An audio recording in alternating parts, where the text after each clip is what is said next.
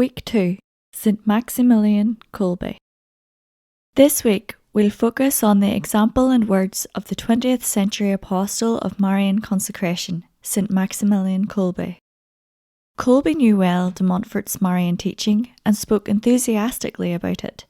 In formulating his own expression of true devotion to Mary, he not only deepened several of de Montfort's insights, but added many new ideas from his own contemplation of the mystery of Mary.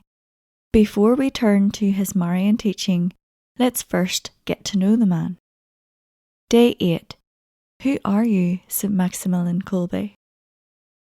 Who are you, St. Maximilian Kolbe? If we were to ask the saint this question in an interview, we might be disappointed, at least initially. With gentleness and humility, he would probably reply, "Now that question is not so important. What's really important is this one.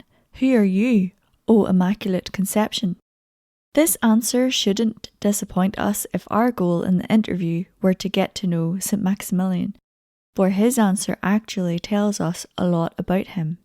In fact, one great passion of his life was to come to know the mystery of Mary, particularly as she revealed herself to St. Bernadette of Lourdes.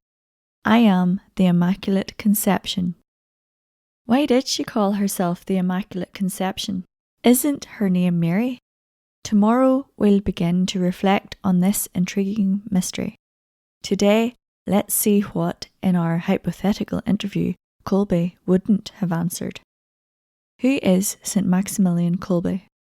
He's known by many titles: Martyr of Charity, the Saint of Auschwitz, founder of the Militia Immaculata, Apostle of Mary, and patron saint of the 20th century.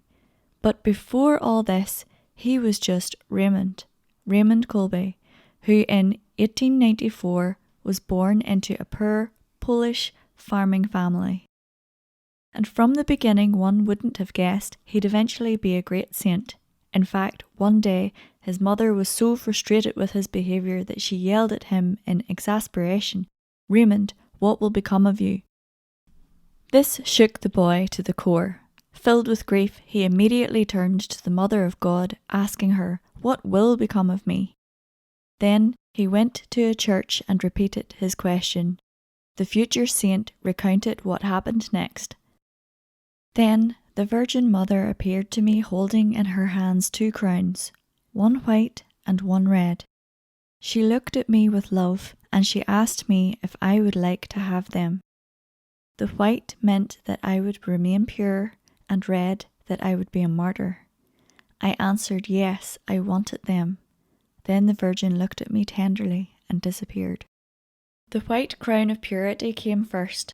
Raymond confirmed himself in it when, as Brother Maximilian, he professed religious vows, one of which was chastity.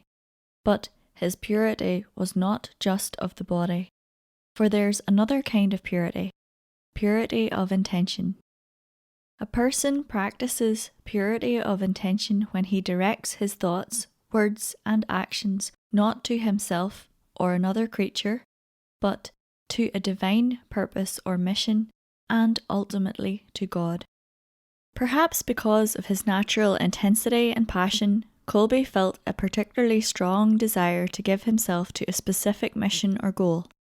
One of his classmates in the minor seminary relates, he often said that he desired to consecrate his entire life to a great idea.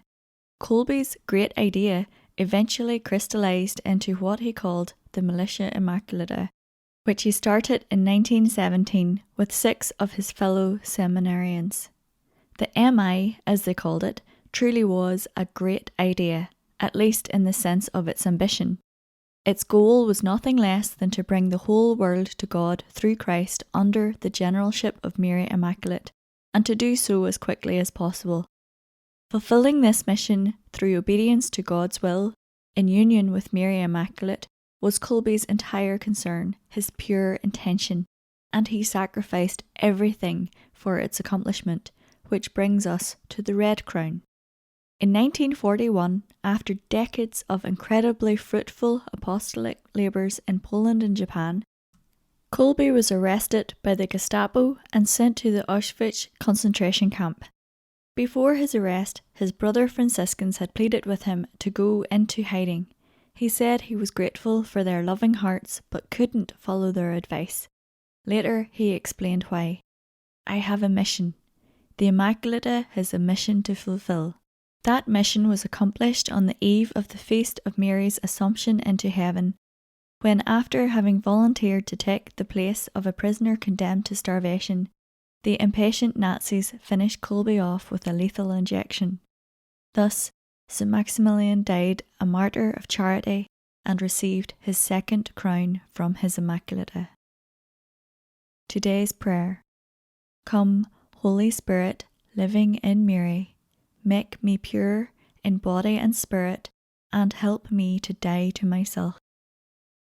Come, Holy Spirit, living in Mary, make me pure in body and spirit, and help me to die to myself.